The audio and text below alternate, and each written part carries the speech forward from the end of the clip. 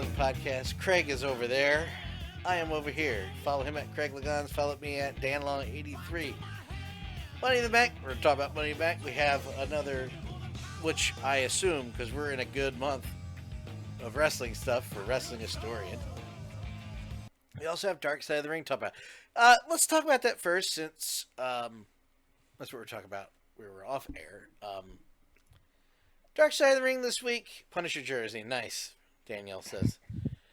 Thank you, Danielle. Yes. I don't think you own a single piece of regular clothes that isn't comic book or local sports related. I could be That wrong. is very. You are not wrong. I thought so. I have enough clothes to have a Punisher week. I could do a Batman week just with the different. This is a Punisher football jersey. I could break out the Punisher baseball jersey. I've got a Batman hockey jersey. So, Nice. Well, whip that out so one night. The jersey, please. Well, whip that yeah, out too. Whatever. I'll whip something else out at the end of the broadcast, but then next week I will whip out the Batman hockey jersey. Nice. Guaranteed. Yeah, thank you for the compliment, Double D. We were talking about Dark Side of the Ring, which aired last night, for those of you who saw it.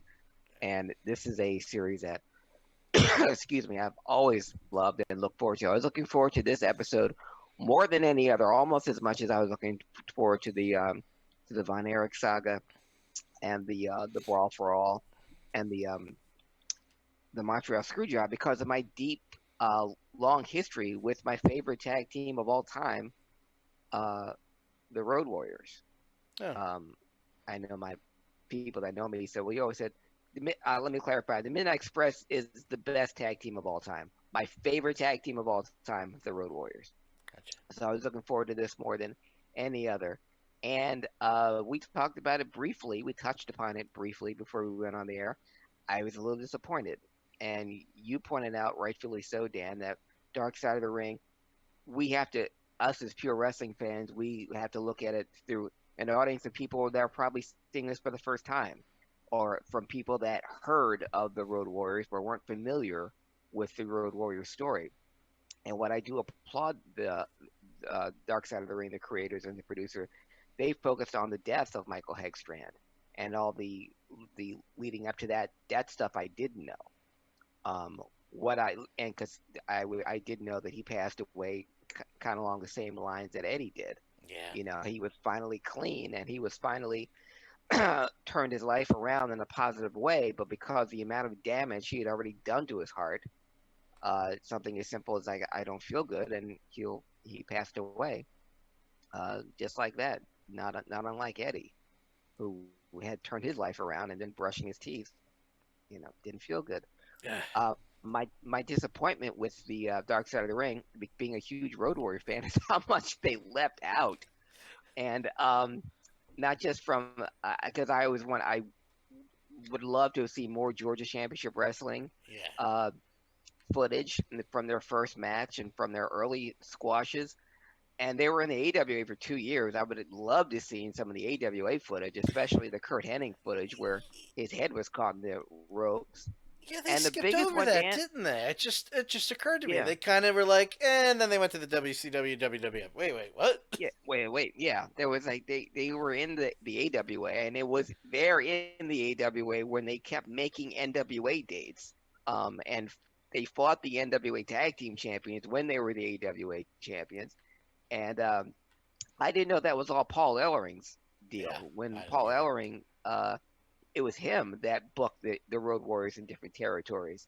And they were the Georgia National Tag Team Champions, but they would be booked in Memphis for Jerry Lawler. They would go to Montreal and be booked for Dino Bravo. And they would go to Puerto Rico for Carlos Colon.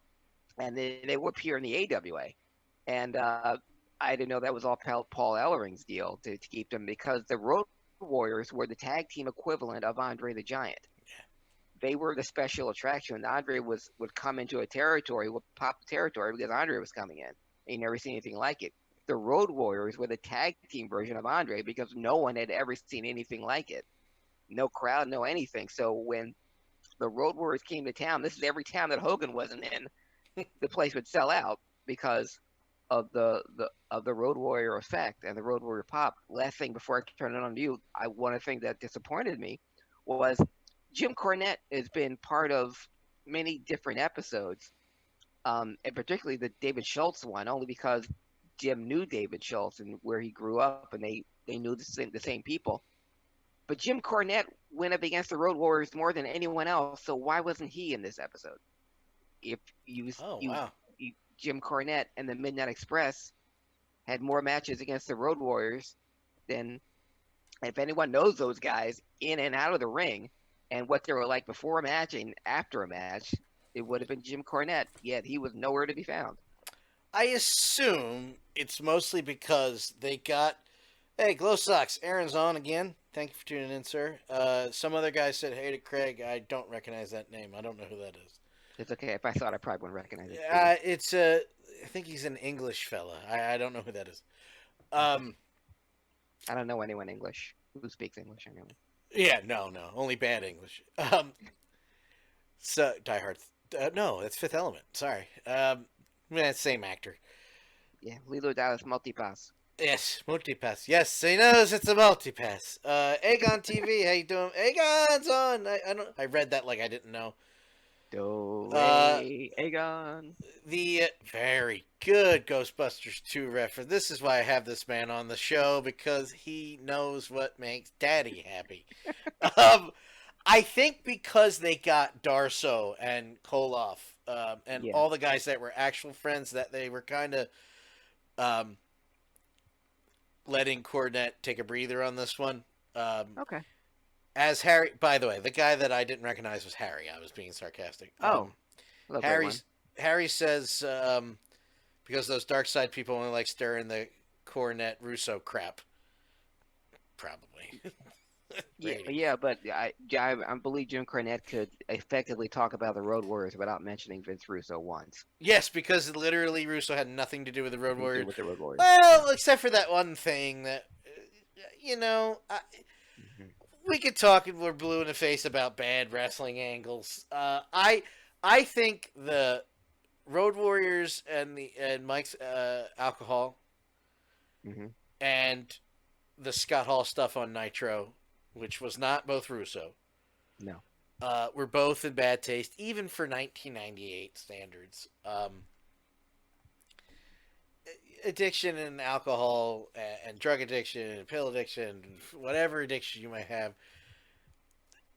On that level, I always say wrestling is a TV show now. It has been for a long time. You know that. I know that. Yeah. Especially after Money in the Bank, which we're also going to disagree on, but I understand. Yeah. I understand your point of view, where it's going to be coming from. It's still a TV show that O'Doyle rules. It's like the San Dimas High football team.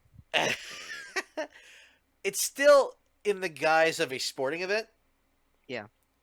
No, I agree with you, Harry. They Dark Side of the Ring and Twitter and Jim himself, and I like Jim, and I've coming around a little bit. Russo and I will never see eye to eye about wrestling, but I don't think he's as terrible as people say he is. I will say that. That's my opinion. I like Jim. I also don't think he's as terrible as people say he is. However, Jim could do a lot by calming the F down about Russo. But I do think the Dark Side guys and most of social media are just like, come on. Yeah. But I'd rather hear Jim talk about all the stuff he was involved with, even the stuff with Russo when he was working there, but not talk about... Jim Cornette's mind for wrestling is still so good. We don't see eye to eye about modern wrestling. He's a professional, I'm not, so that's neither here nor there. But I'd rather... His stuff, to me, is when he talks about the booking stuff, or the stuff when he was managing, not about how much he hates modern wrestling. I can't deal with it anymore. It's just that if you're that hateful about something, spend your time on something else. I have no problem with either guy. But Harry's right. The show kind of likes the spotlight that. Like, hey, look, and like, yo, let it go. There's other people, like, next week, I really am looking forward to the Owen Hart thing, and I'll get back on track in a second with the Road Warriors.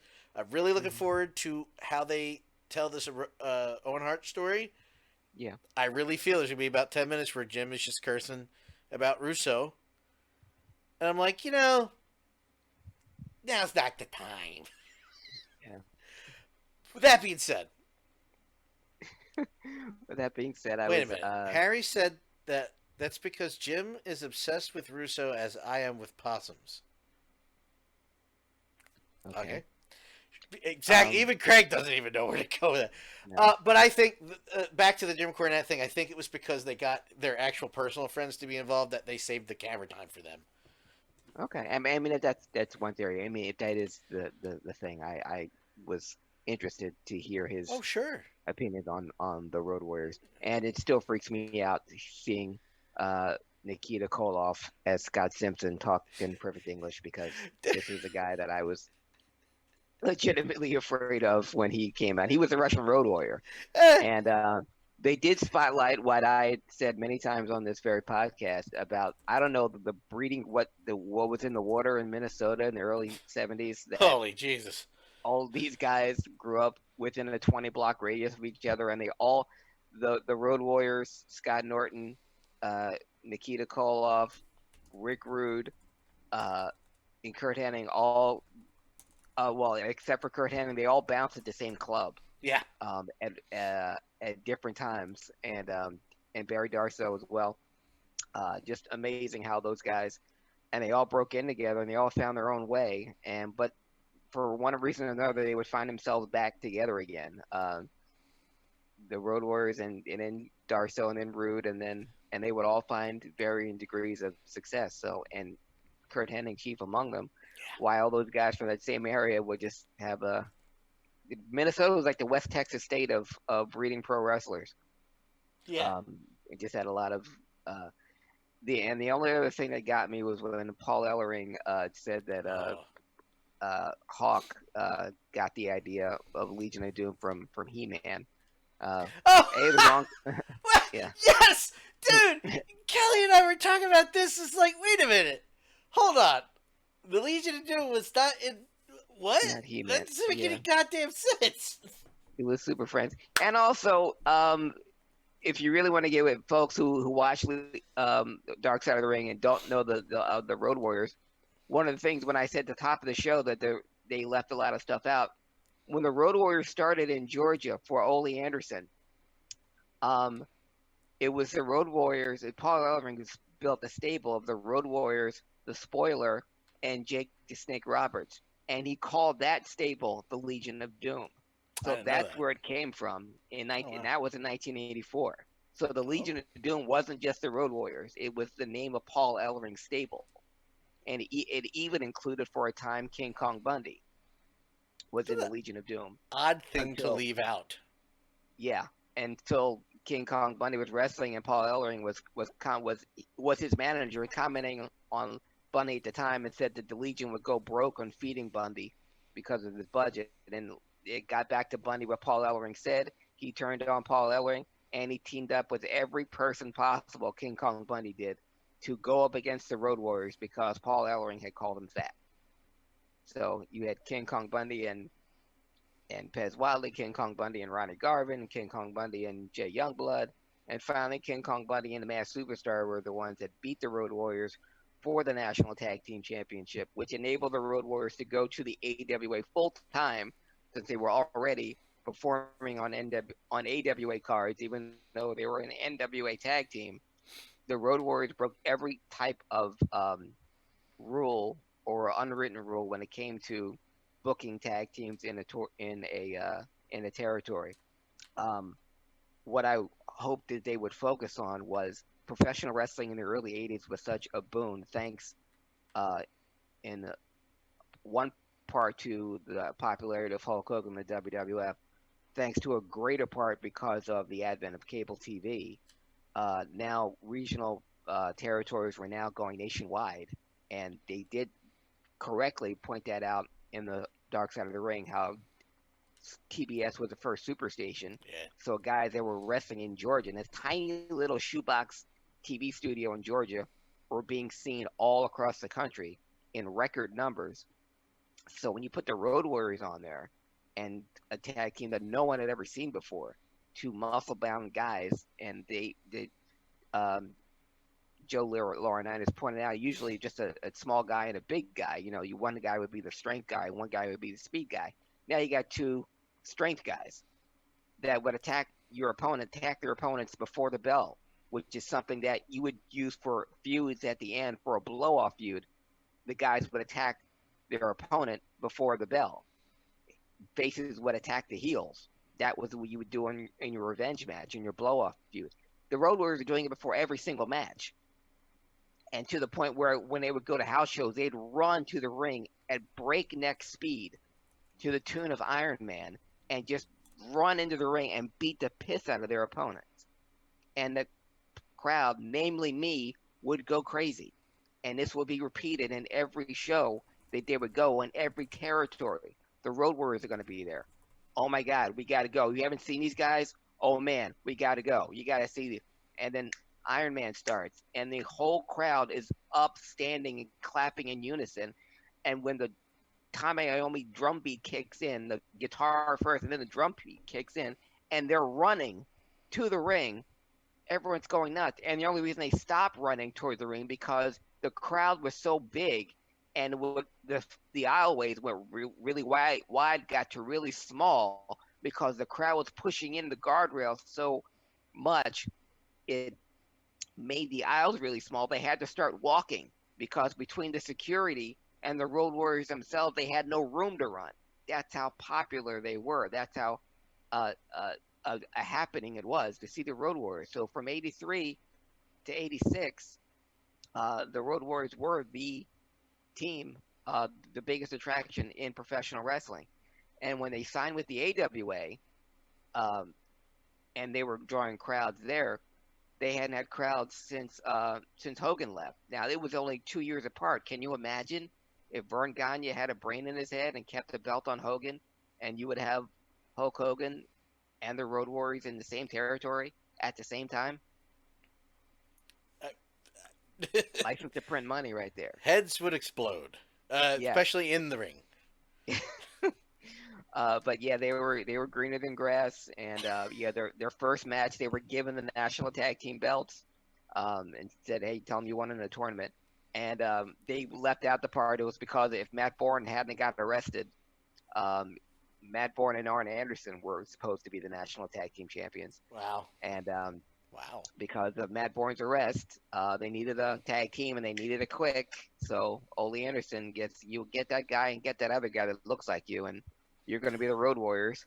So thank you to Matt Bourne and thank you to Mel Gibson and the movie Mad Max. That's right. And we have the Road Warriors, the greatest tag team of all time. But I want to know what you guys thought.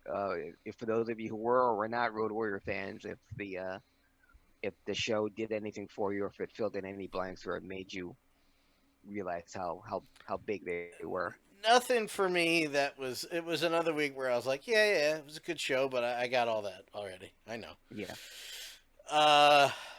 I was saying off air, I'll say now I'm really looking forward to see what they do with the Owen Hart thing. Cause Me too. I don't know if there's something I don't know kind of thing, if you know what I mean. So I don't know. Yeah, I would like to hear from some of the other wrestlers that were backstage. I saw we in the trailer we saw the Godfather, who was his opponent. Yeah. That night, what other people were going through and what people were thinking. And this is the first time I've ever heard. I don't think anyone's ever heard from Owen's wife about it. So I'm definitely looking forward to that. There is a documentary that the team did from Wrestling with Shadows. Mm-hmm.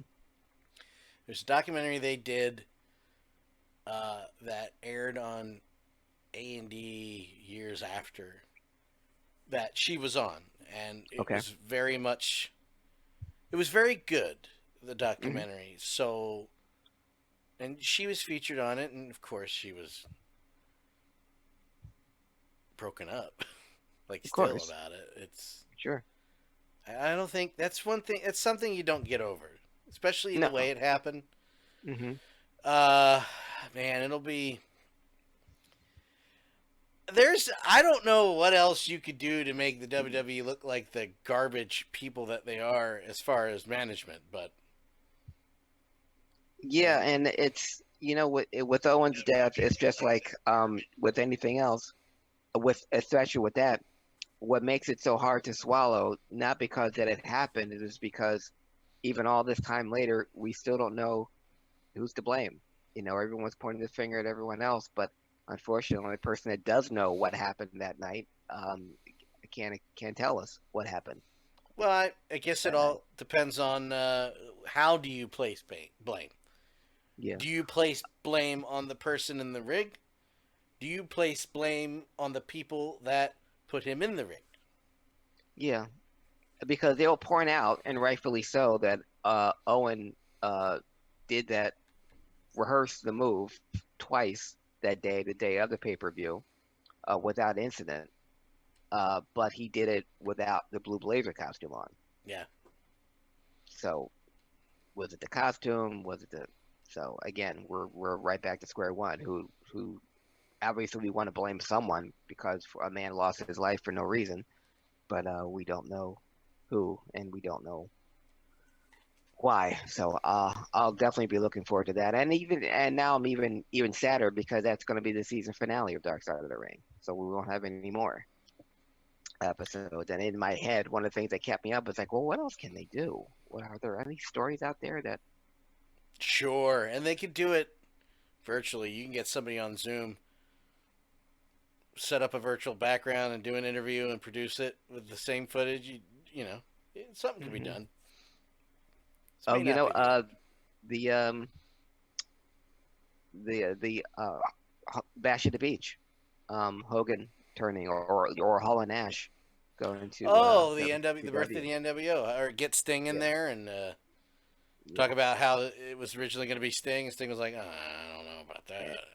yeah. Sting still doesn't get well. Okay, Uncle. I guess it was supposed to be me, but I don't know anything about that.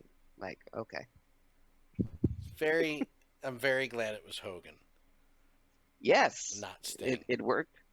Yeah, it worked. Um, and nothing against Sting, but Hogan doing it made I'll say something against Sting. Sting is not a convincing heel. no, The and it would only happen. Go ahead. Yeah, it happened the way it was supposed to. Because had Sting turned, I couldn't see Hogan in a crow makeup hanging from the Oh, rafters oh God, and being lowered to the ring. stop it. Um, well, the only time he was convincing, making up Sting. words here, saying Hmm. Sting as a heel was the main event Mafia heel. Yes. Um, but the one time they turned him heel in WCW, again, people have been watching Hogan for the previous 4 years backstab, turn on, and just beat the ever living hell off and on of Sting. Hmm. Crow Sting did not happen. Fake news. Oh, I hate to tell you, Danielle. Yeah. Um, Who wants to tell? Who wants who? to tell Danielle? I tell her the the time that Sting did it instead of Hogan being the jackass, and Sting hit Hmm. him with the bat. Everybody in the arena and me at home was like, "Finally, Sting hit him first! Yeah!" and, and then he came out to Metallica and nobody knew it was his music the first time at the Spectrum, and I was like, "No, it's Yeah. Sting." He said he used it last week. It's his new thing. It's Metallica Woodstock. Never mind. Well, dancing were already back in the past, and we were talking about the glory days of professional wrestling, the early '80s, and the dawn of the Road Warriors, uh, the greatest tag team. I'm sorry, my favorite tag team of all time, and the record-breaking crowds, and how territories really ruled professional wrestling. How if there's one hot commodity, that hot commodity can be booked in different parts of the country and draw fans. That was back when wrestling was wrestling. So I need you and the rest of our HIAC Talk Okay. Radio listeners to come back with me to a time where territories ruled the nation, where titles were actually called belts, where fans were called fans instead of the universe, and when sports entertainment, quotes, was actually professional wrestling. We're going to go back to May 7th, 1984. When last we left off at the Wrestling Historian, it was May 6th. May 6th, 1984, where Kerry Von Erich defeated then champion Ric Flair for the NWA Heavyweight Championship. Well, this week on the Wrestling Historian, we're going to be talking about the title defenses of Kerry Von Erich, the newly crowned NWA Heavyweight Champion. Yeah. Well, as luck would have it, May 7th, 1984, one day after winning the title in front of 44,311 people at Texas Stadium, Kerry Von Erich would travel to San Antonio and in his first title defense would defeat Terry Bam Bam Gordy. Bam Of the Bam. Freebird.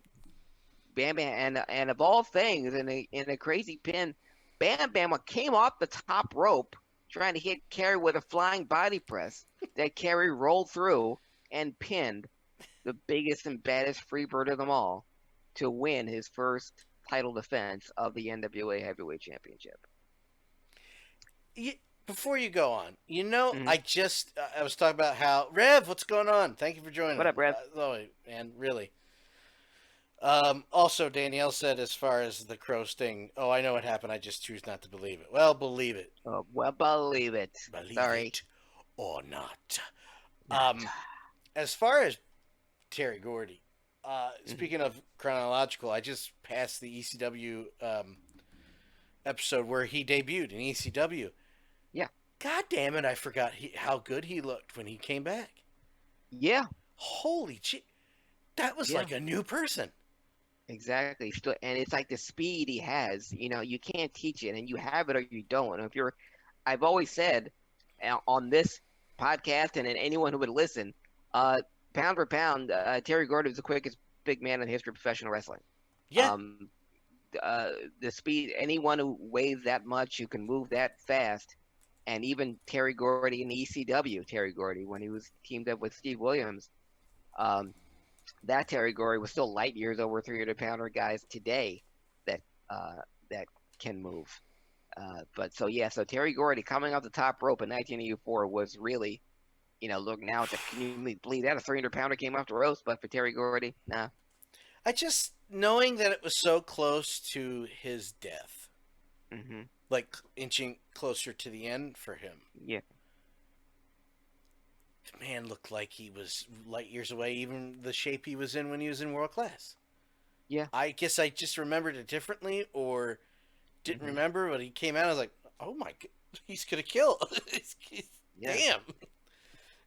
And then it makes it sadder now when you look at those ECW matches, realizing how close he was to his final days and how good he looked. But also, this was a guy that started when he was 16. That's and true. He looked and weighed about the same as he did when he was 16. And going into the ring as young Terry Mecca, 6'4", 280, and he's in the ring with Ernie Ladd, with Andre the Giant, with Junkyard Dog, insane. with guys that were, and that's how he got his training and that natural ability, like I said again, that you can't teach. He was just a prodigy, and glad he's in the Hall of Fame as part of the Freebirds next to the Road Warriors, maybe the most influential tag team of all time. But there's also a case to be made for Terry Gordy going in the Hall of Fame by himself because, like I said, with 300-pound guys, they don't move like that. There's Terry Gordy and everybody else. And everybody else. Well, staying on that date, Dan, as luck would have it, May 7th, 5 years later, May 7th, 1989, at WCW Wrestle War, Music City Showdown in Nashville. On that card, Michael Hayes would defeat Lex Luger for his only singles title of his career. Michael Hayes would defeat Lex Luger for the United States Championship. His only singles championship of his career. But he won the United States title from Lex Luger only after interference from Terry Gordy. Who? No, I'm just kidding. Terry Gordy, not to be confused with Terry Funk, came to the ring and after the referee had been knocked down, Not gonna talk about that. threw the referee back in the ring, and Hayes had covered Lex Luger, and Luger put his foot on the ropes, and Terry Gordy just shoved it away, and Michael Hayes won the United States title and his first and only single championship of his career, thanks to his former Freebird partner, original Freebird partner, Terry Gordy. On that same card, uh, gives you an idea how big the varsity club was Uh-oh. and how I thought they were the most underrated stable. Um, they were I agree. in the United States tag team title match. Kevin Sullivan and Dan Spivey went up against the United States tag team champions Eddie Gilbert and Rick Steiner. And the NWA tag team champions were the varsity club, Dr. Death, Steve Williams, and Mike Rotundo. Yes. And they went up against the Road Warriors for the NWA tag team title. It all comes back And the to Road Warriors won that bout by disqualification when the varsity club attacked the special guest referee, Nikita Koloff. So, once again, all three Minnesota boys in the ring together, the Road Warriors and Nikita Koloff, the Road Warriors beating the varsity club by disqualification. But the main event of that wrestle, do you want to jump in, Dan? Finish your thing first. Always finish the point first before you let me talk again, because I'll talk forever. See? The main event of that Wrestle War 89 Music City Showdown in Nashville, Tennessee, was Ric Flair regaining the NWA Heavyweight Championship from his arch nemesis, longtime foe, Ricky Steamboat. Ric Flair would pin Ricky Steamboat to win his then record-tying 7th NWA title. He was tied with Lou Thesz for six wins. Then beating Rick Steamboat tied him with Harley Race for the 7th NWA Heavyweight Championship. But the big news came after that match, because during that match between Steamboat and Flair, Steamboat and Flair had a 15-year history of going 1-hour draws. So at ringside, there were judges for in case the match went to an hour draw.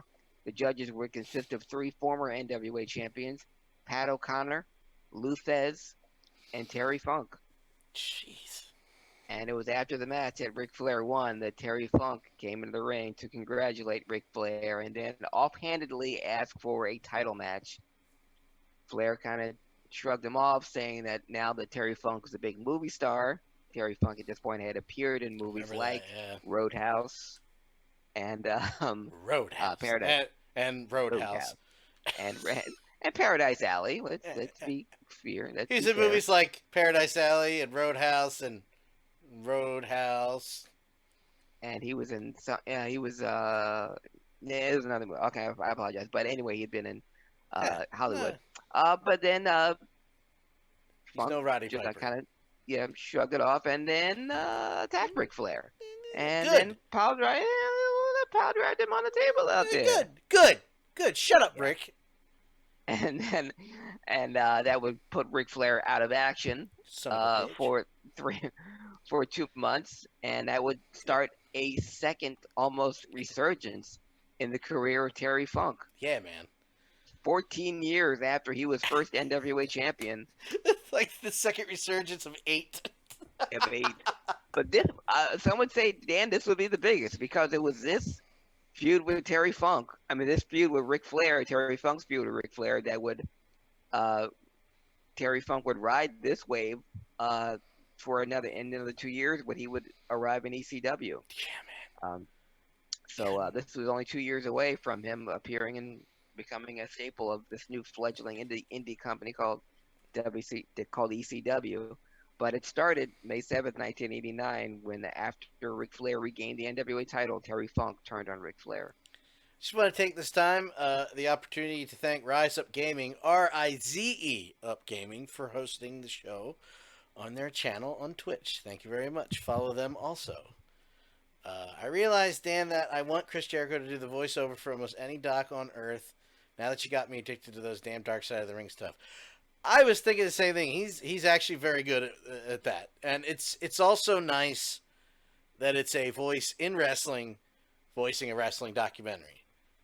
Yeah. I appreciate... That's hard to do. That narration stuff is... Difficult to in this, do so. yeah. But I will say, though, Dutch Mantel didn't do a bad job. I missed No, him Dutch this was too. very good. Dutch again is a guy with a great voice, and Yeah. he's inside wrestling. You know, and then what happened was I can't even do an impression of him doing a narration. Good. Sorry, Craig. Take it off. That's okay. I always want to shout out the people that are supporting us. So thank you very much. And I even heard from a couple of people, Dan, that watched Dark Side of the Ring. Said, I didn't know that was Chris Jericho. Oh yeah. Yeah. Wow. I didn't know that. Welcome there. I Yeah. thought it was Welcome. obvious. Sounds like a little gentleman from Winnipeg. Yeah. Well, welcome to Earth. Staying on that date. May 7th, 2000, Dan, and I might have to turn this over to you because Oh my Jesus. recollection of this day was kind of foggy. May 7th, the year our Lord 2000 was the eighth and final Slamboree. No attendance. I'm guessing it couldn't have been that great. But the main event was Jeff Jarrett coming out on top in a triple threat match, defeating Diamond Dallas Page and then WCW World Heavyweight Champion David Arquette in a triple tier cage match. Everybody always complains about the triple tier cage like it was a WCW thing, and forgetting that actually, I think, started in World Class. I World think. Class, yes. That was the last Clash of Champions at Texas Stadium. Had the triple tier match. And you know, cage matches are a hard sell to a casual wrestling fan. Yes. Or somebody who's newer to it because they're slow, they're methodical, and it's a crawl. And that's the way it's designed. You're not going to get Malenko, Mysterio, and ECW in the middle of a goddamn cage match. It's going to be a grind. It's going to be slow. That's the whole point, to take up time. To blow off an angle. A triple cage is no goddamn different, if not harder.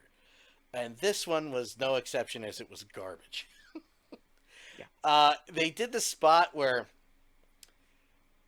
they had the ramp, the old NWA ramp from the entryway to the ring, which would later come into play when Kanyon took a tumble from Mike Awesome before they ruined his career. From the top of the second cage to the bottom of the ramp. Yeah. Which turned out to be bullcrap, and he just turned on Diamond Dallas Page a month later. It became the good thing we got out of that was positively Kanyon, which is one of the good things they did in the later days of WCW, which was him randomly Kanyon cutting. Excuse me, Chris Kanyon. With all due respect to the late Chris Kanyon. Kanyon cutting random folk as the night went on. My favorite still being as he's running away from somebody, he gets in his car, hauls ass past the gate. The security guard starts yelling at him. He gets out of the car as the guard walks away, and just Diamond cuts him and screams back to the camera about 100 yards away, bang! And walks out. The other good one is at the Wells Fargo Arena, whatever the damn Scranton Wilkes-Barre Penguins Arena is called now. I forgot. It was the first Union Arena at the time. It's just one of those, at the top of the second hour, it's the camera shot outside the arena. They weren't going to show the inside. There was nobody there.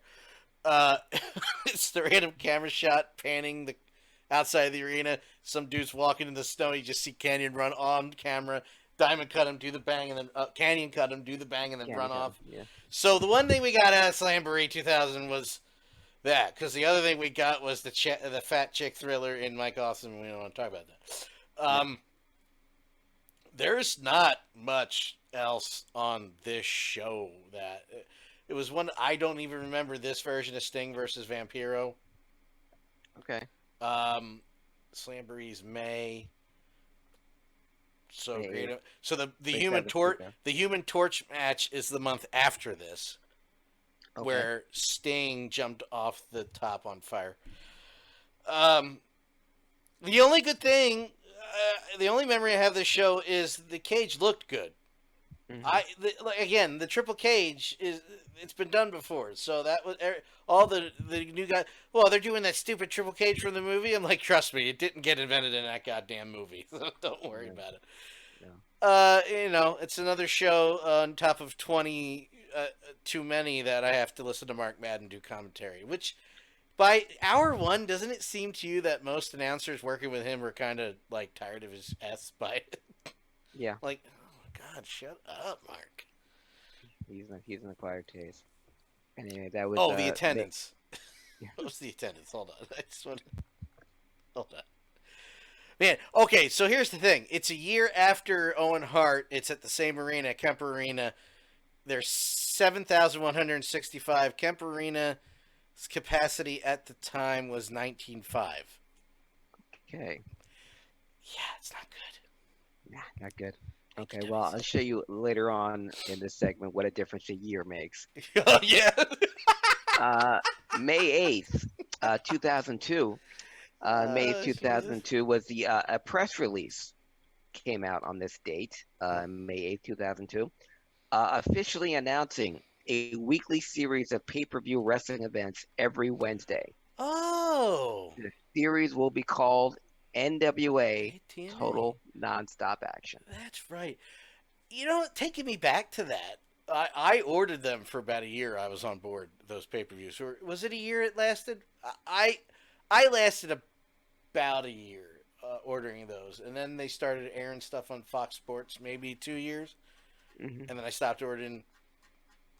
I mean, I was excited for NW. I was a mark for the NWA name then, as much as I was now. You know what I mean? So Yeah, the fact the NWA was going to be back on TV, and it was Jarrett, and it was a lot of guys at WWF that signed me the hell up. yeah. Ken Shamrock and Dory Funk Jr. is going to be one of the officials. Ricky Steamboat. Ricky was They there, had the yeah. old NWA belt, so but this was the official announcement. Came out May 8th.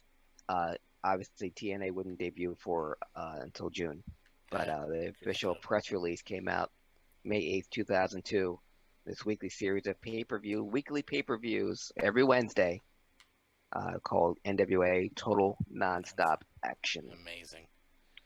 May 9th, 1975, the PWF champion Giant Baba took on the WWF heavyweight champion Bruno Sammartino Huh. in Tokyo, Japan. And this will be the first ever WWF title match in Japan. First Wow. place, 1975. Remember that. First time in Japan. Mhm. Okay. Um, and remember, on last week's Wrestling Historian, I mentioned the series of cage matches between Mm-hmm. the then Intercontinental Champion Ricky Steamboat and Randy Savage, how incredible they were. Well, they had another one, and this was being held in the NWA stronghold of St. Louis, Missouri. So because of that, the crowd it was only 2,300 people there in the Kiel Auditorium, but those 2,300 fans got a treat because they got to see Ricky Steamboat defeat Randy Savage in a steel cage match. And these are all after WrestleMania, after the WrestleMania 3 match, where many people still consider the greatest match of all time, Yeah. maybe the greatest WrestleMania match of all time. And you put those same two athletes in a steel cage, and they're going on tour during house shows, steel cage matches, where once again, I point out that the WWF didn't have any camera crew, didn't have any recording equipment, nothing. So unless you were there, you missed it. So far, I've in the last two wrestling historians I've mentioned, there were steel cage matches between Savage and Steamboat in Chicago, uh, in Buffalo, and now in St. Louis. So yeah, if you were there, you're very lucky. May 9th, 1989, the 2 days after turning on Ric Flair, there was an NWA TV taping. Because of the Road Warrior Varsity Club match I mentioned at Wrestle War, the NWA titles were stripped. So there was an NWA Tag Team Tournament during that TV taping. The aforementioned Freebirds, Michael Hayes and Terry Gordy, would defeat the Road Warriors only because the Road Warriors left the ring to fight the Samoan SWAT team, and they were counted out. But the biggest thing that happened on that TV taping, Dan, May 9th, 1989, at Center Stage, was Terry Funk, fresh off being the biggest heel in the company, wrestled a very young, under 200-pound young man named Eddie Guerrero. Oh. And he gave a decent showing of himself, and Terry brought in Eddie in an attempt to get him a job in WCW. That was his Wow. tryout match. WCW ended up not hiring him. Eddie would go on to Idiots. wrestle in, and I Jim Cornette even mentioned this on his podcast because someone had asked Jim had he ever any dealings with Eddie Guerrero, and was he there when Eddie had that tryout match with Terry Funk? And no, the Midnight Express were not there at the time, at this time, May 9th, 1989. But he said Bobby Eaton was there, and Bobby told Jim, "Hey, this kid Eddie from the Guerreros, he's damn good." And if Bobby Eaton said it, then Jim Cornette even knew back then to take it as gospel. Any story, maybe it's mostly retrospect, but any story that ends in "and didn't hire Eddie Guerrero," dumb story. Dumb, dumb. Yeah, It's my opinion. Just stupid. and not saying that, and well, I'm gonna get into other people that were in WCW that weren't used later on in this segment. But Eddie was he was about 160 pounds. He didn't get the body yet. Yeah.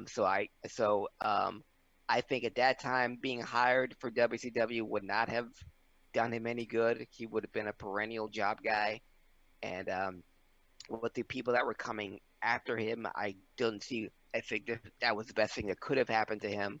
Him going back to Amarillo, getting some seasoning, and from there to Japan to be Black Tiger, and then back into the States, and then obviously Portland, and then ECW, and then go back to WCW.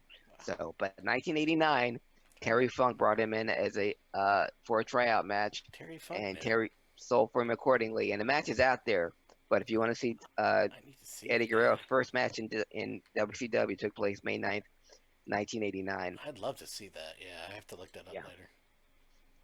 May 9th, 1994. We're going back to Japan, in Osaka, Japan. In front of 4,000 people, Dan, The Undertaker defeated Bam Bam Bigelow to win a Royal Rumble. Oh? Only Royal Rumble ever held in Japan. Hmm. And this Royal Rumble only had 18 participants, and it lasted 46 minutes and 5 seconds. All right. Never heard of this. As that's why I'm bringing it up on this story, and this actually happened May 9th, 1994. The Undertaker won the Royal Rumble, the only one ever held in Japan, by defeating Bam Bam Bigelow. Huh. Damn. So there you go. Wow. I'm assuming that no footage of this exists. No No. footage that I know of exists. Staying on the date, May 9th, 1999, the seventh and penultimate Slamboree. You told me May 7th in the Kemp Arena they did how many fans did they do? 7,200 some. Well, May 9th, 1999, in the Trans World Dome in St. Louis, they did 20,516. Ah, Jesus. The Sting fought Goldberg to a no contest after Bret Hart attacked the referee. Mm-hmm. The Steiners would come in, but Goldberg and Sting would fight them off. And the main event was Kevin Nash defeating Diamond Dallas Page for the WCW Heavyweight Championship. I believe that fight with the Steiners ended with the dogs attacking Sting in the back. Yeah. And the dog latching on to this very thick towel, obviously wrapped around Sting's hand. It's just, if he can't... Anyway. But, yeah, so 1999, they did 20,516 fans. A year later, 7,000. This is also the show where Gorgeous George, Stephanie Bellers, wrestled a match with Charles Robinson, Lil Nate. Yeah. And it wasn't bad. You would expect, you always hear stories about somebody getting in the ring that shouldn't be and just stinging up the place. This was, I mean, there was a lot of interference with Rick and Macho Man and Medusa, but it came off well, and she did a very good elbow drop on him. It looked like it killed him. And then Macho Man did an elbow drop on him on Nitro later, and literally And almost killed him. almost killed him. Yeah, broke several ribs and the Punctured his lung. cartilage of Little Nate. Yes, Yeah, because Sabbath at this time had so much knee and ankle damage from all those years of elbow drops that he now came down with his full weight oh so as not to land on God, his ankles or knees. killed the poor So guy. in a career trying to save his shot knees, he landed with his full weight on Charles Robinson and did a variety of damage, to quote Mickey from Rocky. We're going on to May 10th, 1983. May 10th, 1983, coming back from a TV taping in Allentown, Pennsylvania, young Eddie Gilbert was involved in a car accident. That car accident would give him the neck injuries uh, that he would continue to have for the rest of his career. And this car accident, I think, uh, would play a part. Now, Eddie Gilbert, from here, from he was still in the WWF. He would because he had broken his neck in this car accident. When he did come back to wrestling, they would play that up as an angle, uh, Yeah. his broken neck, in a match against the Masked Superstar to get more people to come out to see the Masked Superstar's feud with Bob Backlund. Because the storyline goes, Bob Backlund was training Eddie Gilbert on his comeback after breaking his neck, and Eddie Gilbert would win his first match back on TV, and Bob Backlund would be in his corner. Everyone's lovely, and so Eddie Gilbert's back, folks. So next week, Eddie Gilbert will be in our main event against the Masked Superstar, whose finishing move was the neck breaker. Guess what happened? Gee, Craig, what happened? Well, Eddie Gilbert, who had just broken his neck legitimately in a car accident, went up against the Masked Superstar, who put on him in the neck breaker, not once but twice. And Eddie Gilbert was stretchered out. His career once again thought to be over. So Bob Backlund, swearing revenge, goes up against the Masked Superstar to start their feud. Because at this point in 1983, Bob Backlund's houses weren't as big as they used to be. And Bob Backlund's houses always seemed to be propped up by an Andre the Giant match on the undercard, a Dusty Rhodes match on the undercard, or a returning Bruno Sammartino. So they were doing whatever they can to get folks to watch Bob Backlund, even using Eddie Gilbert's real life legitimate broken neck to help with that. Eddie Gilbert obviously would go on to have a successful career in Memphis. Very much. I always thought he should have turned heel in WCW. He was a face the whole time in WCW, even though he was a heel everywhere else. I always thought Eddie would have made a great horseman. Eddie would have made a great manager for somebody else. But that Eddie would go on to great success in Memphis and would start the ECW ball rolling and would pick the brain of Paul Heyman, who also managed Eddie during his career. But the car accident that had got him addicted to painkillers, and to other substances that would dog him for the rest of his career and would prematurely end his life, I believe started May 10th, 1983 with that fateful car accident. May 10th, 1985, in Uniondale, Long Island, it will be the very first taping of Saturday night's main event. There was a huge crowd, huge card. Barry Windham, Mike Rotundo, and Ricky Steamboat was in the first match ever on Saturday night's main event.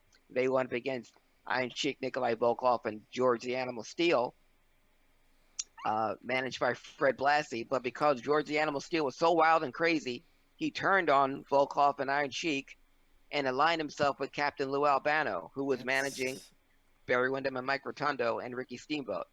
And that change would make George Steele, for the first time in his career, a face. And Steele will remain a face for the rest of his career. He had been one of the biggest heels in all of professional wrestling, particularly in the WWF, for close to 15 years, but him turning on Sheik and Volkov would make George Steele a face for the first time in his career. Also, that was the Piper's Pit, the first time Roddy Piper had been in the ring with Paul Orndorff since WrestleMania, and Orndorff would attack Piper, but he would be laid out by Bob Orton and the cast, and Paul Orndorff would be saved by Mr. T. And later on in that taping, Hulk Hogan would go up against Bob Orton, and but interference by Roddy Piper would bring out Paul Orndorff, and you had Hulk Hogan and Paul Orndorff fighting off Roddy Piper and Bob Orton. And my favorite was at the end they will all be posing for the Hogan, Paul Orndorff, and little tiny Mr. T with his muscles. But that was the May 10th, 1985, was the very first taping of the very first Saturday night's main event. Wow. May 11th, Dan, we're going to go back to May 11th, 1953 for this landmark decision that changed the face of professional wrestling Uh-oh. in New York. Because on May 11th, 1953, Dan, the New York State Athletic Commission lifted the ban on tag team wrestling. So tag team wrestling up until then was weird. illegal in New York State. But So on May 11th, 1953, they lifted the ban on tag team wrestling. Also, but interesting though, the ban on masked wrestlers would continue for another 17 years. What? But May 11th, so baby steps, 1953. Baby step. Eventually, you'll be able to divorce. Tag team wrestling was all the rage and all across professional wrestling, but in New York State, it was illegal up until May 11th, 1953, when the New York State Athletic Commission lifted its ban on tag team wrestling. Thanks, New York. Yes.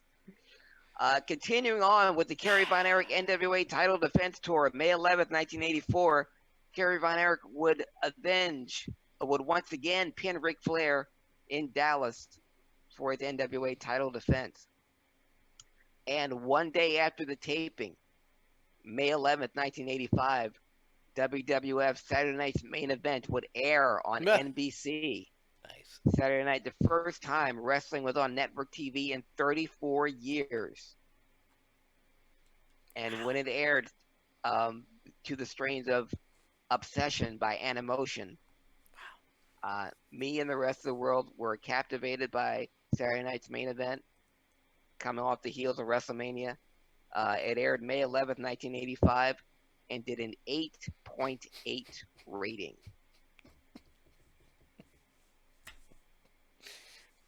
What can you say? Wow. Yeah. That any network would kill for right now, especially on a Saturday night. So I love watching people argue about Wednesday night ratings, NXT and AEW, and one gets like 700,000, the other gets 600 or 400,000 or whatever. It's like, why are we even having this discussion right now? Why?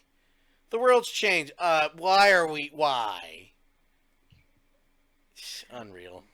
Yeah. But the very first Saturday Night's Main Event did an 8.8 rating on NBC. Remember what I said earlier about wrestlers in WCW and them being effed? Yeah.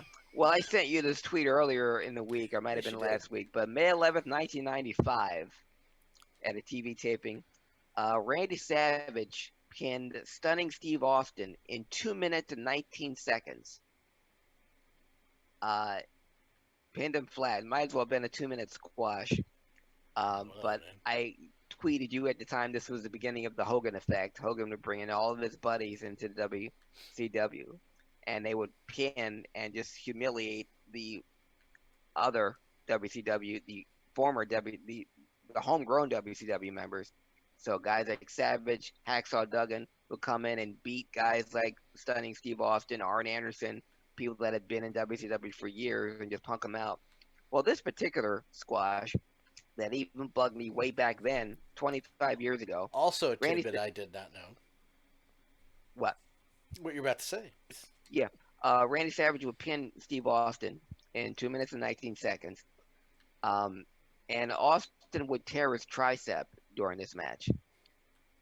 Um, and this will be Austin's final WCW match ever. I After tearing his tricep in this match, Austin would famously be fired over the phone by Eric Bischoff. over the But all phone. this, the getting punked out by the getting squashed by Randy Savage, and Steve Austin would say, he hadn't did no problem doing a job to Randy Savage. Randy Yeah, Savage right. was a made guy. It's Randy The problem was, Savage. yeah, was how he was doing and how he was kind of shipped off, and being fired over the phone by Eric Bischoff would give Steve Austin the venom necessary to later go to ECW and have free reign from Paul Heyman.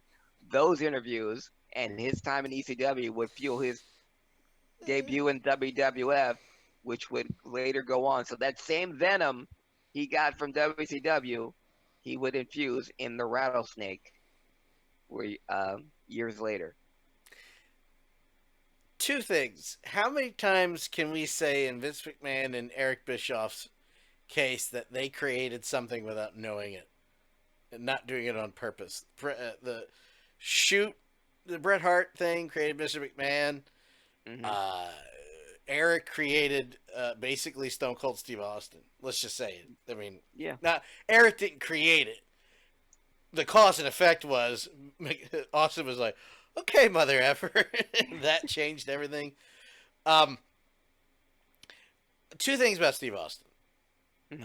Steve Austin's always been consistent about that. He never cared who he jobbed to, but if it was random, he'd have a problem with it. Yeah. And I think the times he went home in the WWF and it wasn't injury was because why am I losing to Brock Lesnar on a random Raw? Why is that not a pay per view? Yeah. He knew. With Listen, let's not all undersell Steve Austin's value. It was Stone Cold Steve Austin. yeah. That's a pay per view match. The same. Yeah. It's the same reason Hogan and Goldberg happening on Nitro is still freaking stupid. 20 whatever years later, 22 years later. Yeah. The fact that Nitro did that with that many people and they couldn't figure that out for pay per view is the dumbest thing. One of the dumbest things I've ever He sold heard. out the Georgia Dome. They oversold the So Georgia the Dome. Georgia for a TV show, for a TV match. Yeah, you do pay-per-views in domes. Do you understand? I You just, don't have TV shows. You don't have yeah, TV shows in domes. you and I understand. Somebody didn't understand. The second point is the one point I always bring up with Austin. I will bring up to the day I die or he die. Well, bring it up to the day we both die. Is up to that point, the word underrated is not suitable for the how good Steve Austin was, and up until his injury at SummerSlam '97. Yeah, Everybody talks about Stone Cold Steve Austin, the beer drinking son of a bitch, the McMahon versus McMahon stuff. Austin was one of the best workers that came out of Dallas. Period. End of yeah, story. There's no debating that. And it gets undercut. At the height of his career, he was 70%. And it yeah. blows my mind. It's a tribute to Steve Austin that because of his neck injury, he had to totally change his style, and the Yeah. fact that even the post Austin neck injury got over more than the previous Austin, and because of the style that he had.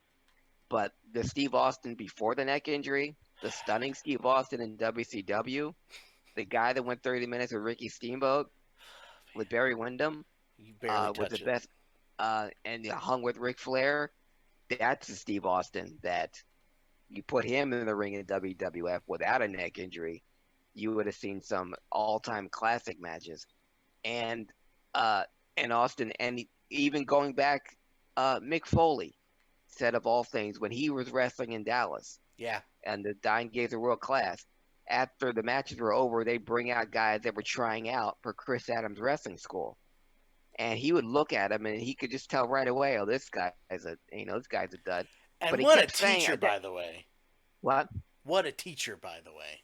Yes, And but even back then, Mick Foley said, "But that blonde-haired kid, I kept coming back to, out of and there was 20 guys in there Yeah. that would go, for the in the Chris Adams Wrestling School, but he kept going back to that blonde-haired kid, and that would be Stone Cold Steve Austin, because even back then, a guy that Ric Flair, I mean, the guy that Mick Foley just watching run the ropes and doing flat back bumps, he even knew back then that this guy was something special.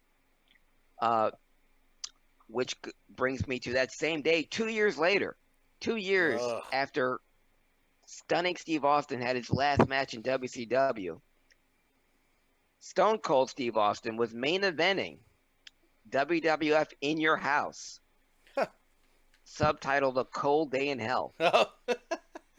The WWF champion at the time, The Undertaker, pinned Steve Austin after Brian Pillman mistakenly rang the bell. That distracted Steve Brian. Austin. Because after Austin had given Undertaker a stunner, pinned him, but Brian Pillman, his best friend, rang the bell, distracting Austin, and the Hart Foundation, the heel Hart Foundation, would enable Undertaker to pin Austin, and then they attacked Austin and Undertaker after the bout. The Hart Foundation with Brian Pillman, Bret Hart, Jim Neidhart, Owen, Davey Boy, and the Undertaker and Austin would run them off. Not before Austin knocked over Bret Hart's wheelchair on the ramp, and after they ran off the Hart Foundation, Austin gave Undertaker another stunner and left the ring. Good. So, also interesting enough on that card, Mankind defeated Rocky Maivia with the mandible claw. Thank God. Beat him in its submission. Good. With the mandible claw. And the dark match of that pay-per-view In Your House, the then WWF Tag Team Champions Davey Boy Smith and Owen Hart lost by disqualification to the Road Warriors. Huh. Oh, full circle. There you go. It all comes circle of life. Which brings us to today, May 13th, this day in wrestling history.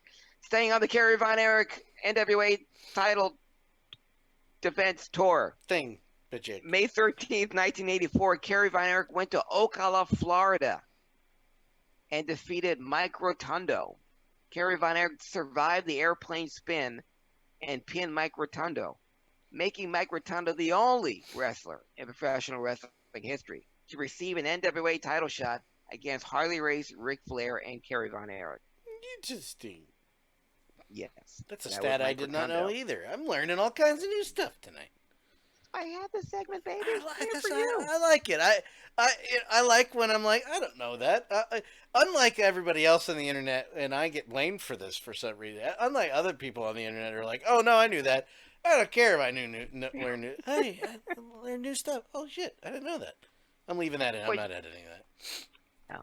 But May 13th, 1984, not only did that happen, not only did the NWA champion Kerry Von Erich defend his title against Mike Rotundo in Florida, all the way in St. Paul, Minnesota, Rick Martel would defeat Jumbo Tsuruta to win the AWA Heavyweight Championship for his first and only world title.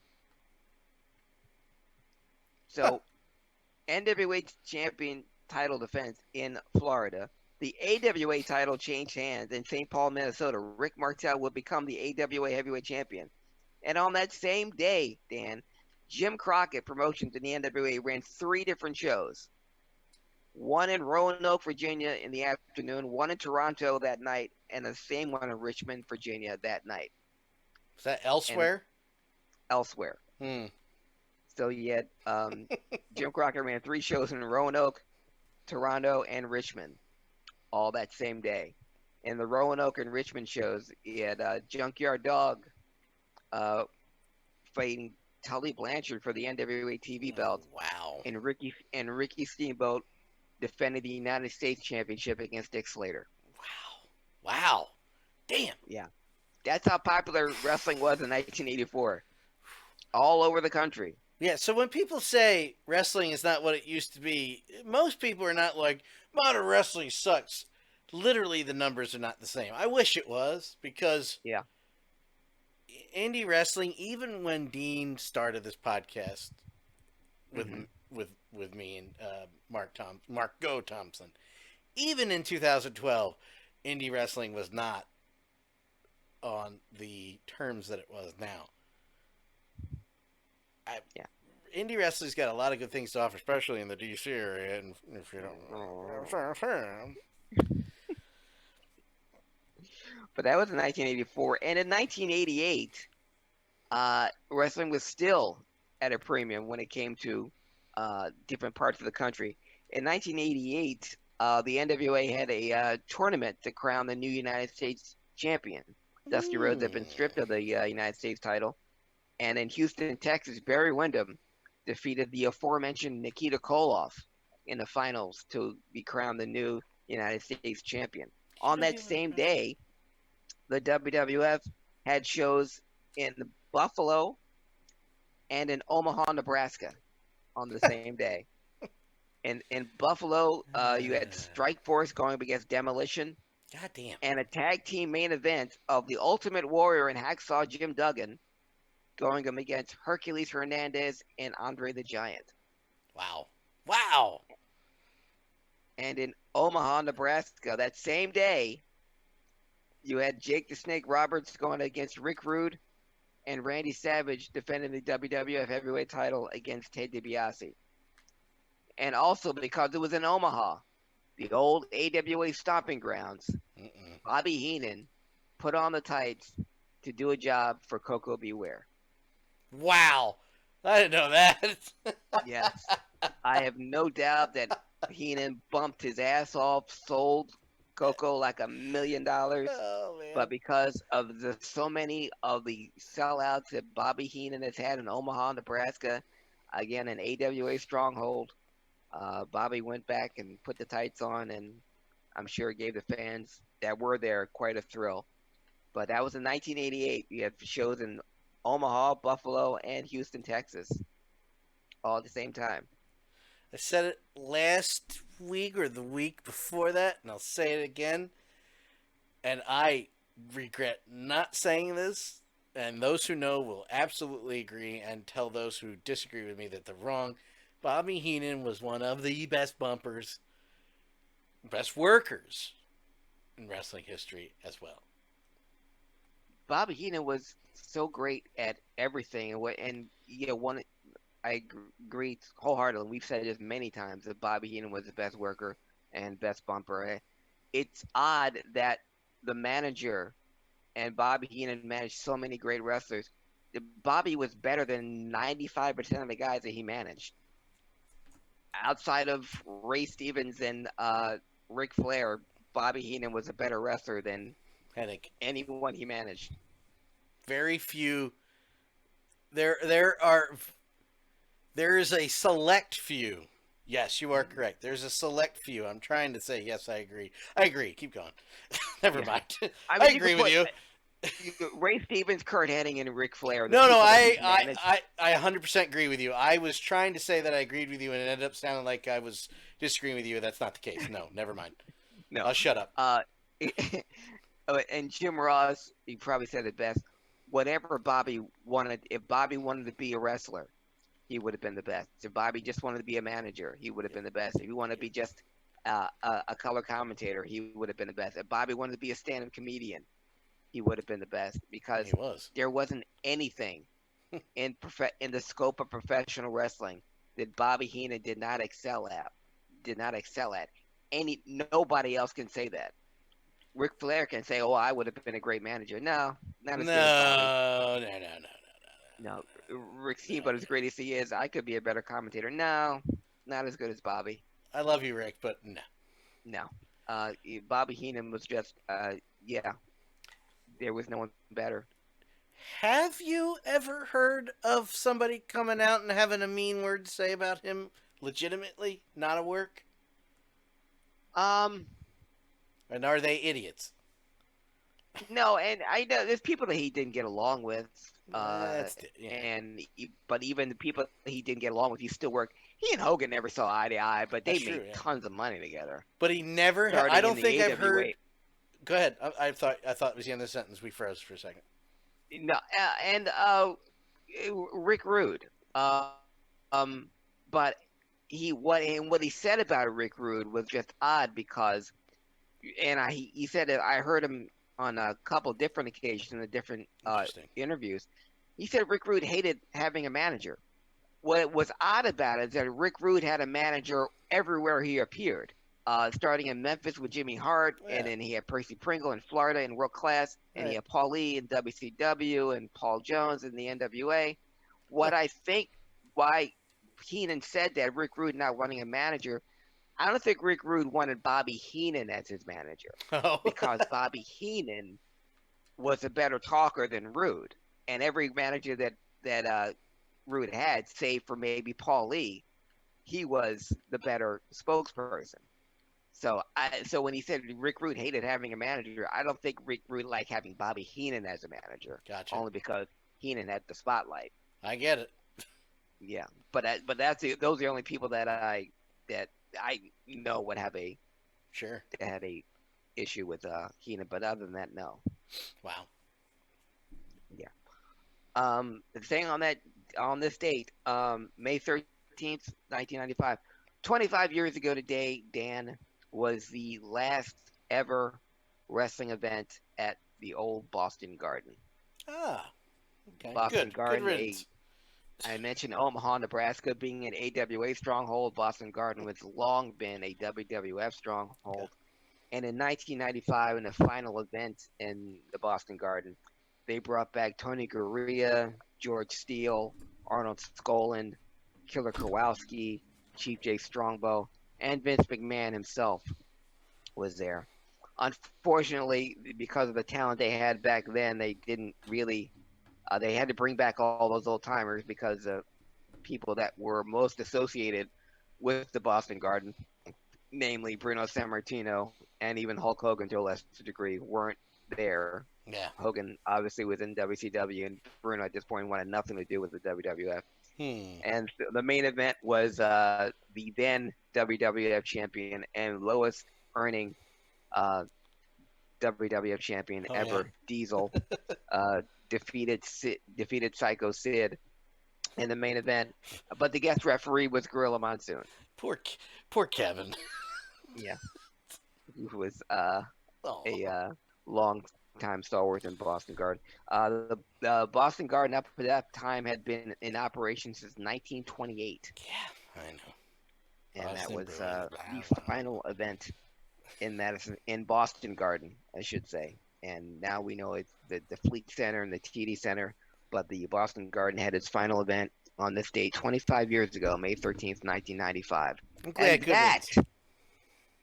is a wrestling story. Well, we go from the past to the present, and this past week end was Money in the Bank.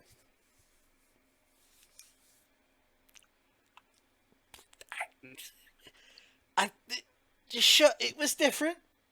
It was different. I it was different. Listen, That's all you can. yeah, that's all you. I I saw Sozio say the same thing. Well, not say the same thing, but he said, just cancel wrestling. This is not wrestling. It's not. It's not wrestling. It's TV. It's TV, and they're doing what they can with what they have right now. We know that Money in the Bank would not have gone off this way if it was in an arena. We know that. We could argue that the Boneyard match and the whatever the hell it was, that John Cena Fiend Magical Mystery Tour stuff would have happened or not. I don't know. We all know that this is what they did with Money in the Bank with the situation at hand. We all know that you and I both said, you know what, just run reruns until you can perform safely with. It's so hard because every day the news of the coronavirus changes, and it might be season. there's new things coming. This new way of life, normalcy, is not what we called normal, which a lot of what we called normal was effing us over in the first place. That's for a different podcast. Might not be coming back. So, they're doing what they can with what they have. I thought Asuka was the highlight of this whole thing. I did not give a crap. I'm going to be honest. I'll be the stickler, bah humbug, Ebenezer Scrooge thing. I didn't give a damn about getting who got tossed over the roof. I don't care. I didn't care. I've seen it before, the giant, and he lived. So, obviously, Ray's not going to die off. Although he's on his 400th knee surgery, so if it's a way out, it's a way out. I thought I know what you're going to say. I'm going to let you have the floor in a second. However we got there, I'm very happy Asuka won. And I am delighted that they went with Otis. I am absolutely delighted. It was different. I don't know what they're going to do with Otis. I don't know who can work and who can't and who's quarantined and who's not. I don't know if Otis is the end-all be-all and he's going to give it to Mandy. I try to stay away from armchair booking on the show unless it's past armchair booking. You know why I was happy about it? Because I thought it was certainly going to be Corbin or Ray. I thought Ray was going to squeeze it out. The fact that they went with Otis was like, oh, that's cool. Cool. It's hard to... I don't like judging the shows, or I mentioned earlier talking about ratings, when there's a goddamn pandemic. It's not fair, even for the WWF, AEW, NXT, Impact. They can't control this crap, you know what I'm saying? But I didn't hate it. It was an entertaining television show. That wrestling matches happened before that television show at the end. I do want to throw this in. I would have deleted the scene with Dana Brooke was also a highlight. That was very funny. I would have deleted the scene. I called it a scene because it is a television show with Stephanie McMahon because obviously she was on Zoom. This shot looks better. But anyway, Craig, I know you've been biting at the bit. How did you feel about Why don't you just tell me how you feel about it? Hey, why don't you just say it? I'm 53 years old. You old fart. I've been watching professional wrestling for a long time. Uh-huh. What happened this Sunday Uh-huh. was the god-awful, stupidest thing I've ever seen in the history of watching wrestling. Because it wasn't wrestling. Nope. Even if they called it what it was, a ripoff of SCTV. Yeah. It Wow, was yeah. absolutely terrible. I wasn't even entertained by that. Okay. And that's SCTV. And that's SCTV. Next to Saturday Night Live, the greatest sketch show of all time. Okay. So if I'm comparing it to that, that's how far removed we are of professional wrestling. Because I'm watching this only out of curiosity. Now, keep in mind, I've got my Sunday night viewing already. Yeah. I've got my Killing Eve. I've got my Westworld. I've already got my... So this is what I'm looking at beneath the tiny screen within the screen. Sketches, a food fight. That was stupid. Wrestling. They go into Vince's. That was stupid. Yeah, okay, that's where I draw the line. Yeah. Yeah. Well, wrestling to Vince's office, and then 5 minutes later, Vince stands up and, hey, what are you doing here? And then we'll go back, and Vince is looking very old. Well, that's what happens when you age. When you're not Craig Legans, that is. Yeah. Well, obviously everyone can't be me, but I mean, this is a guy who's always kept himself in peak health, but now he looks very almost gaunt. Ladies and gentlemen, I just want to say the phrase "black don't crack" is a factual statement. Yes. And thank you. In my case, present company included. Yes. And that's not the only stereotype about me that's true. He also likes fried chicken. Yes, and I have bad credit. But anyway, another highlight. Thank you. This was absolutely terrible. I was miserable because This wasn't professional wrestling, and I know Danielle, you were entertained, and I know there was probably other people that were entertained. I know Eh, Dan, you were entertained by it. I I was, was happy. I Whatever. it kept your interest. It didn't keep mine. I was watching it just with gritted teeth and saying, "This is what we've come." Now, obviously, it's because of the pandemic we have this, but at the same time, I know this has always been Vince's dream to make a TV show starring wrestlers. What I just saw, what the WWE, what Money in the Bank was an episode of the Monkees. It wasn't a band that had a TV show. It was a TV show about a band.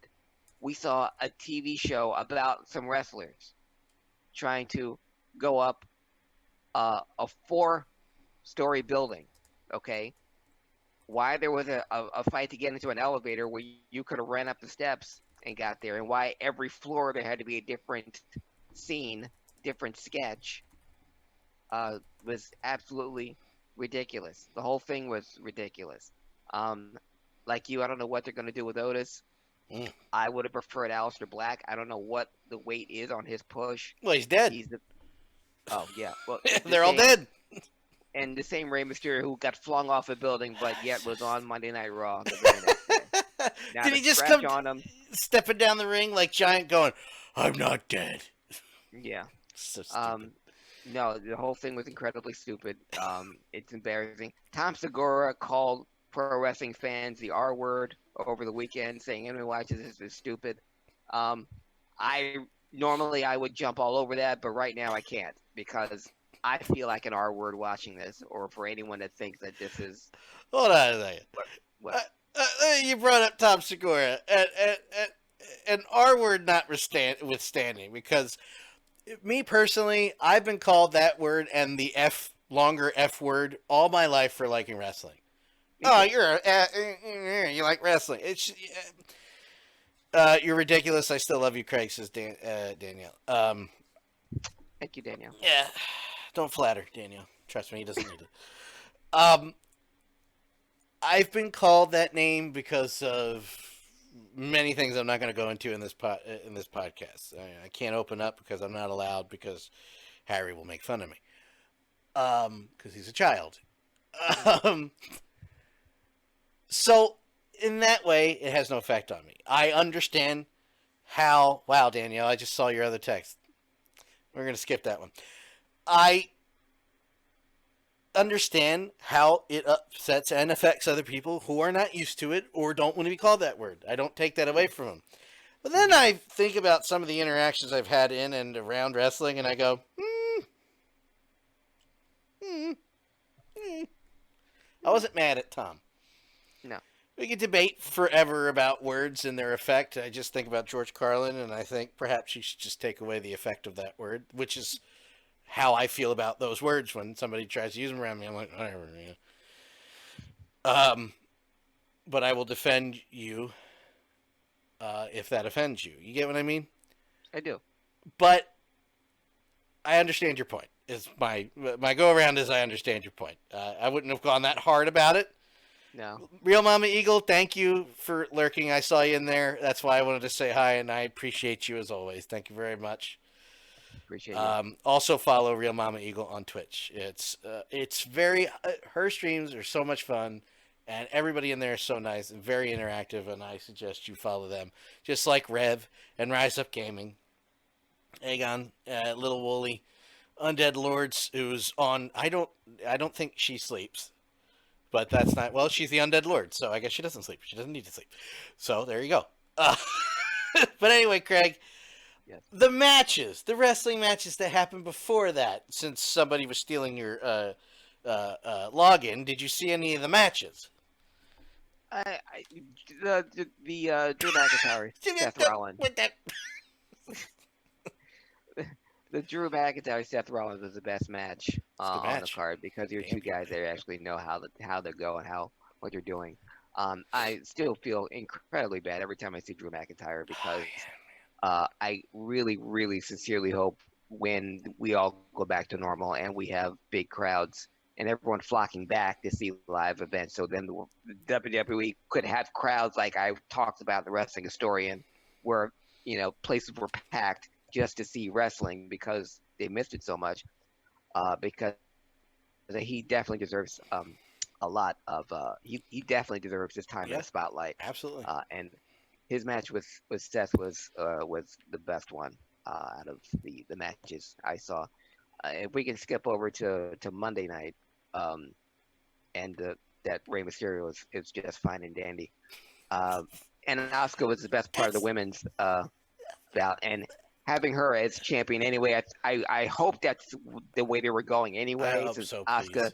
has regained her footing in the Yeah. company as the best a woman performer in the WWE. Oh yeah. Not named Charlotte and Becky. Yeah, Um, and congratulations to the man, Becky, who is yes, and that's what I was the going only to. man to ever be pregnant. Yes, the man is going to have give birth to another little man or woman. Or woman. Um, Yeah. yeah, or woman. I don't know Congratulations. where they're yeah, and but that being said, I don't know where they're going with Seth Rollins now, acting catatonic. I don't know. Um, I and like the it. worst kept and the worst kept secret that he is. I'm hoping he's a father. But even when Rey Jesus Mysterio, fresh off Christ. of being thrown off the side of a building, goes to congratulate him, he just blankly turns away and walks away. I don't know what that is. I don't know what the whole. I don't even know what the handshake at the end with Drew was. I know Is what it that was. It's what? like, oh God, I'm having a baby. Oh no, what Oh, did I that's so good. do? Yeah.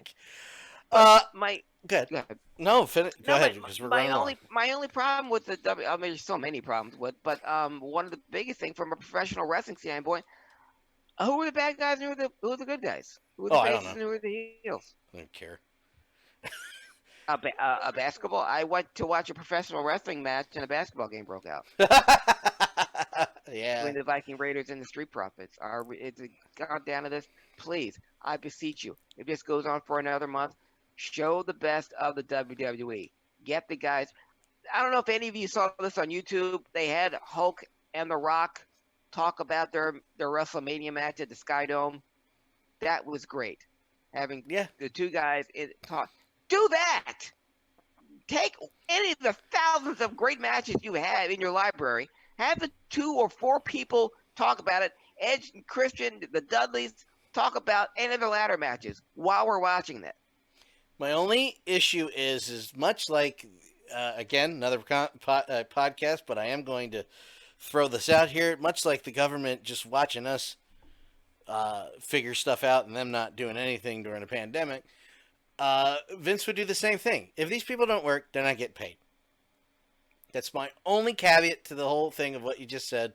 Then they're not going to get paid. I know. I know the product is not what it used to be times two because of things. The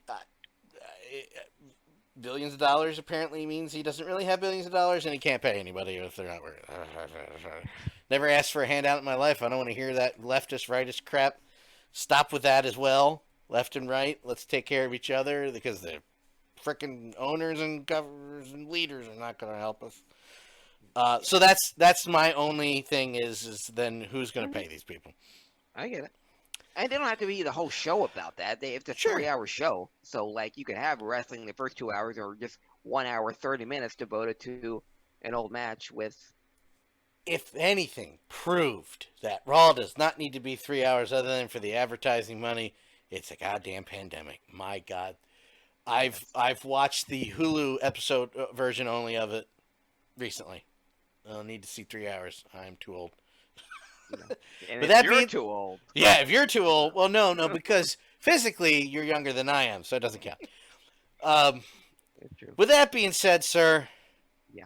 it's been a long night. It's been a long, entertaining And night, but it's been a long night. I want to thank everybody I mentioned for listening, watching, and the support. We're going to raid somebody in a second, so those on Twitch, stay put. But listen to the plugs. Craig, where can people follow you, sir? they can follow me at Craig Lagans on Facebook, Instagram, and on Twitter at, like I just said, Craig Lagans. Oh. CraigLagons. It's real hard to remember. Follow me on Twitter at DanLaw83. The podcast, if you're not going to listen, if you're going to listen on your computer, go to VOCNation.com.